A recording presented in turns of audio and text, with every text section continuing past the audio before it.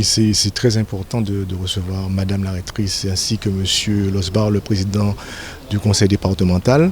C'est une marque de reconnaissance pour le collège, pour son personnel et pour le travail qui se fait au quotidien dans ce collège. Et moi, je suis très honoré de les recevoir. C'est une rentrée particulière, mais c'est une bonne rentrée. C'est une rentrée qui n'est pas vraiment véritablement sous le signe de la pandémie.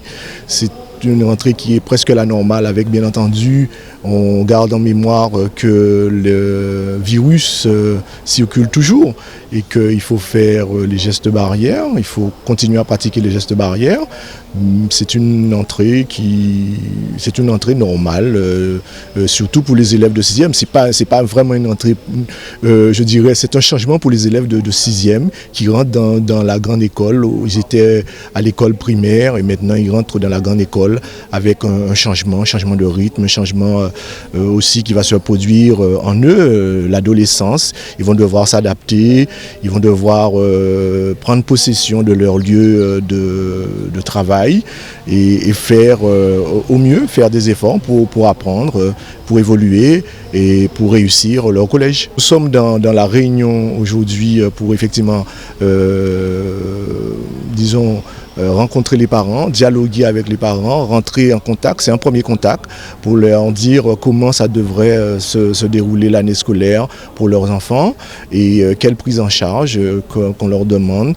Ils sont effectivement, les parents, dans la coéducation avec nous au niveau de ce collège. Bien sûr, la rentrée est un jour quand même exceptionnel à chaque fois. On se réjouit de retrouver l'ensemble des élèves, l'ensemble des équipes éducatives.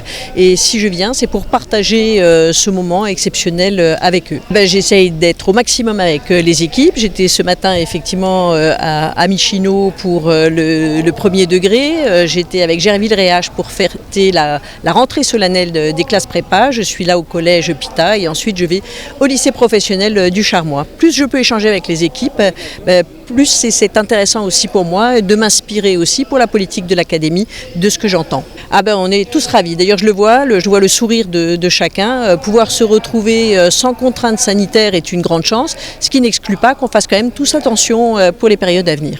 Tout à fait, il est important en tant que président du département que je sois présent le jour de la rentrée pour bien montrer l'intérêt, impulser les choses, faire le point aussi avec le principal, avec la rectrice et voir comment les enfants. Mais au-delà de cette rentrée, ce que nous voulons, c'est que dès le mois de septembre, que nous ayons une réunion avec les fédérations de parents d'élèves, aussi une réunion avec les principaux pour se rendre compte que si c'était conforme, si la rentrée se fait comme il faudrait.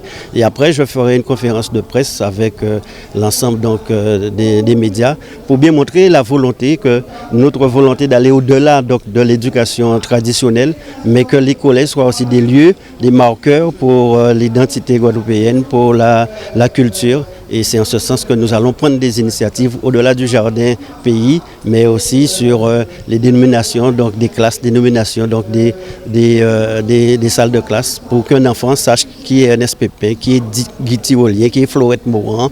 Et parce que, qu'on le veuille ou pas, on doit s'imprégner de notre réalité et de notre identité. En tout cas, concernant notre responsabilité, c'est le cas. Après, on sait toujours que tout ne peut aller à 100% bien, donc il nous appartiendra au cas par cas de voir s'il faut corriger un certain nombre de choses. Mais en tout cas, notre volonté, c'est que les enfants soient dans les meilleures conditions.